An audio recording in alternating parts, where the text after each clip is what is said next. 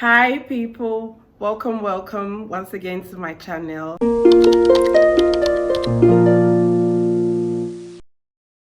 How you guys doing? I hope everybody's doing great. Anyways, I am good, but if you are living in Lagos, you know that Lagos is a hustling and bustling city, a city that never sleeps. It's really crazy. And if you're a parent, like you're a mom or dad living in Lagos, it's a whole different game, guys. Reason being because you have to go to work and you have to cater to your kids. It's not usually easy to balance those two.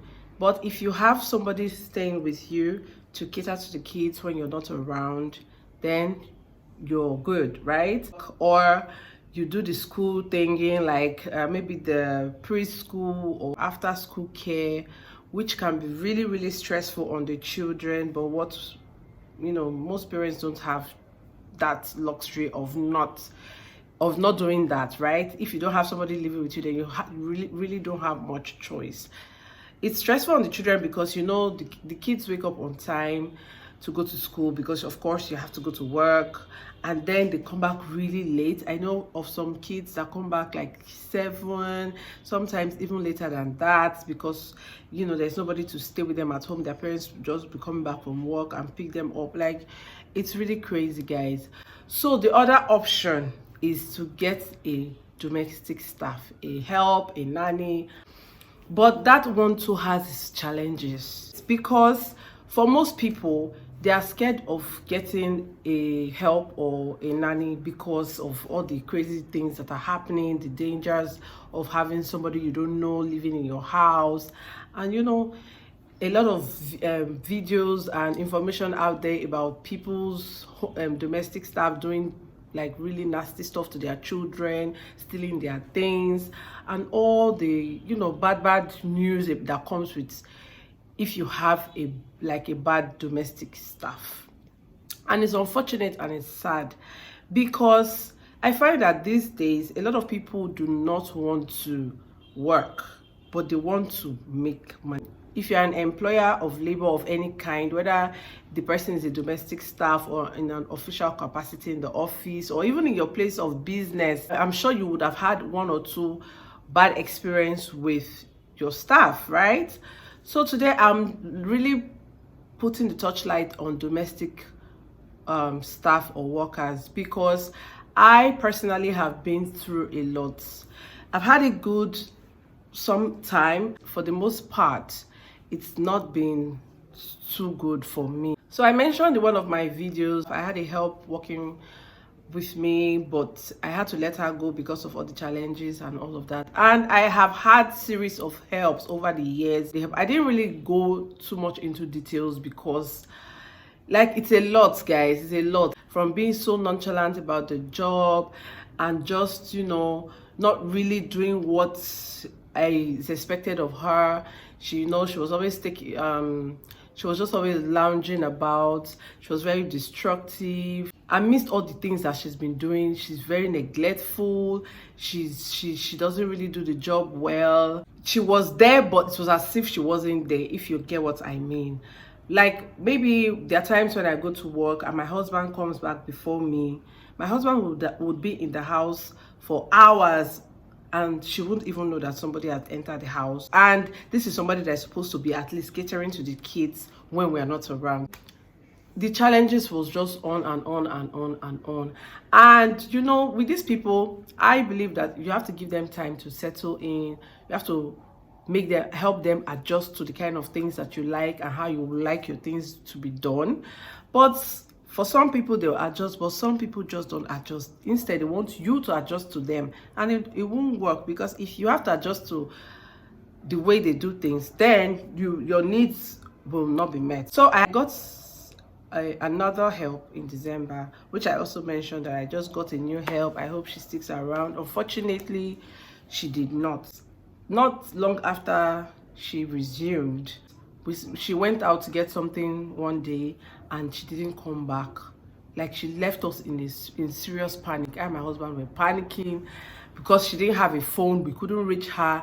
It was really, really crazy. I later found out that she actually did have a phone, but the phone, she cannot make or receive calls, just text, right? And she somehow did not manage to get across to us the reason why she was out. She left in the morning, and by 8 or thereabout, she wasn't back. And where she went to was just around the corner, and we were in a panic, already almost thinking of going to the police and things like that. Eventually, when she came back, she was just nonchalant about the whole thing, not really thinking of the fact that we were panicked and worried for her safety, you know. And then she eventually told us that her child had an accident, and she was called or messaged and stuff.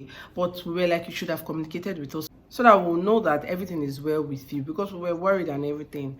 And we eventually advised her to go see her child, even though she didn't want to go. Like, she was like, she didn't want to go. And we're like, but you said your child is hospitalized, even unconscious. It only makes sense for you to go. So I told my husband, I said, maybe because of cash, that's why she didn't want to go. So we decided to give her her salary up front to just kind of help her out. Later on, she came back, everything was sorted. A few weeks after she resumed, I asked her to clean my room. Normally, I'm very, very protective of my personal space. I don't really like anybody invading my space. For the most part, my domestic staff don't have access to my room because it's just how I want it, right? But that day I was really swarmed, and I asked her to clean the room, and she said she wouldn't be able to clean the room. And I was shocked, like, I don't understand. What do you mean you can't clean my room? She said she doesn't think it's a good idea for her to clean my husband's room. That's how she put it. And I was confused. I was like, I don't get it. Is there a religious reason or a traditional reason? Maybe there's a, I don't know. Like, I didn't really understand what she was going on about. So she said because she doesn't think it's part of her job. You know, she was just ranting, and I was like, I don't understand. What do you mean it's not part of your job? When you were interviewed for this job, were you not told what you were going to be doing? All the things you were going to be doing, you were told. I should be the one who has a reservation, like, okay, I don't want anybody entering this part of my house, or I don't want you cleaning this side of my house, or, you know, I should be the one, as your employer, I should be the one that should have reservations, not you.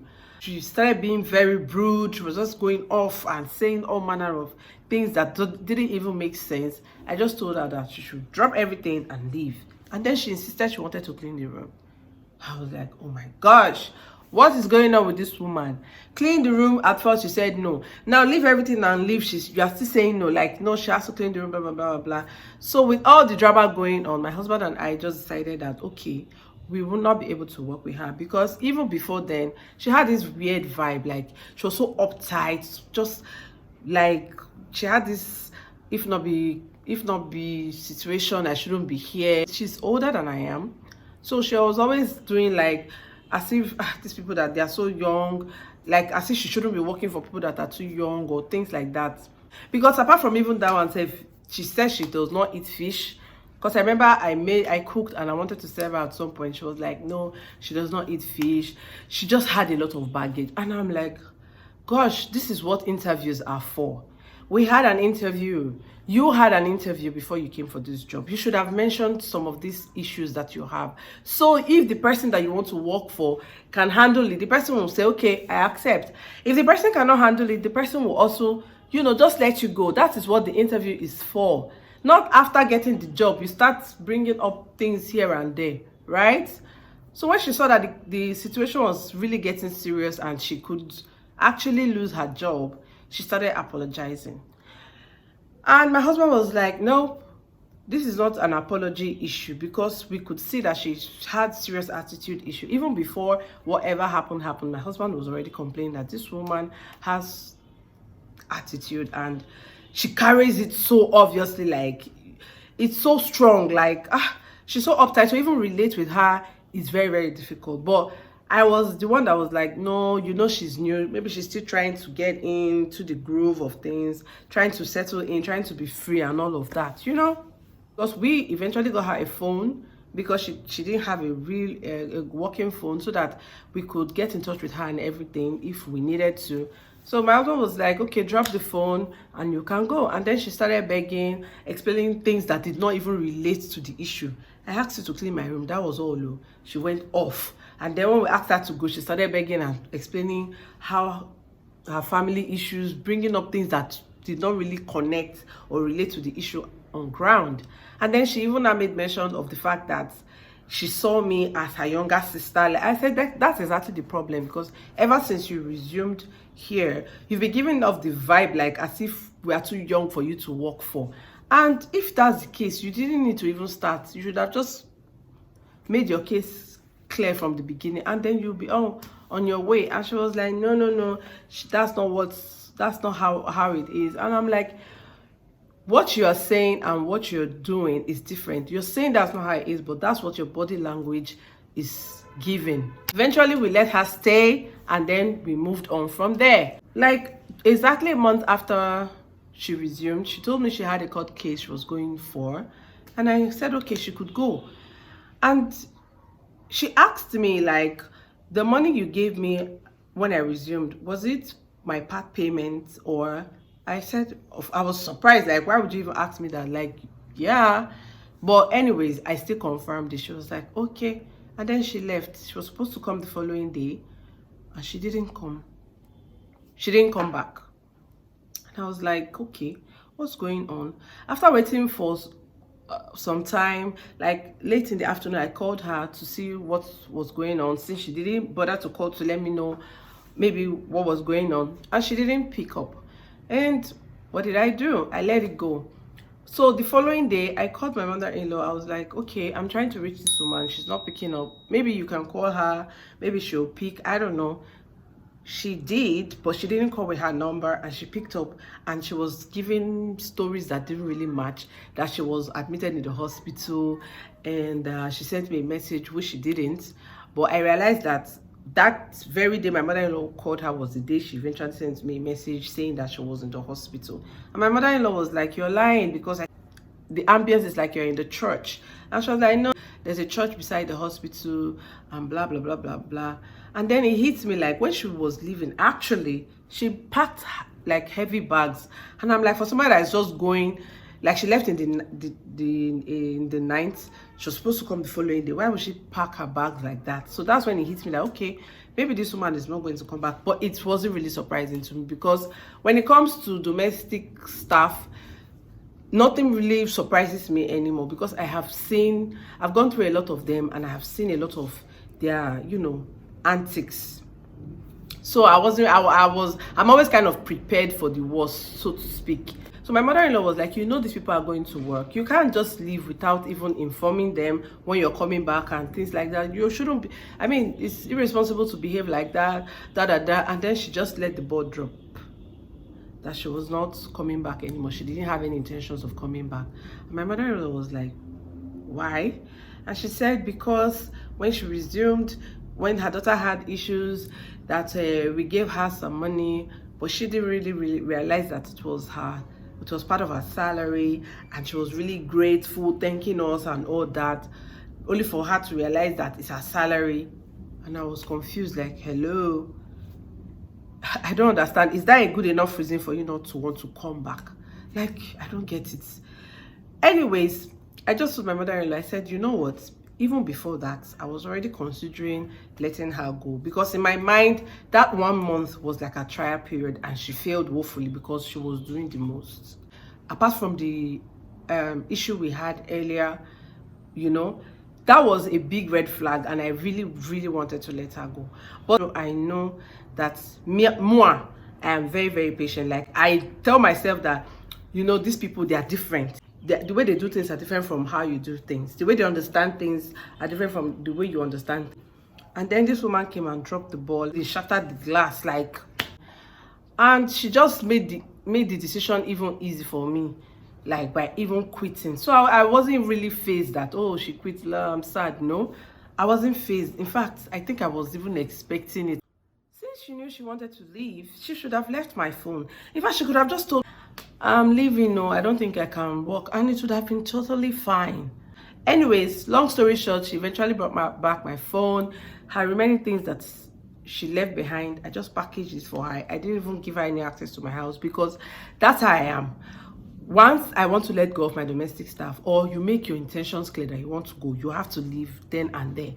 Because I don't know whether you are having any bad intentions or bad plans. I don't want to give you the chance to carry out any evil plan that you might have, you know. So I just let you go, and that would be the end of our relationship, because I don't want issues, you know. But these things happen a lot with workers. Like, so if you have a good one in your corner, like you have a staff that is working for you in whatever capacity, and the person is doing a good job, please hold on to them. Because if you have to interview a domestic worker, that's just my opinion anyway, every month of the year, you probably just find one good one. Because me, I try to do my due diligence when I'm getting these people to work for me. I try to ask the right questions. I try to satisfy my conscience that, okay, oh, this person at least is good to go.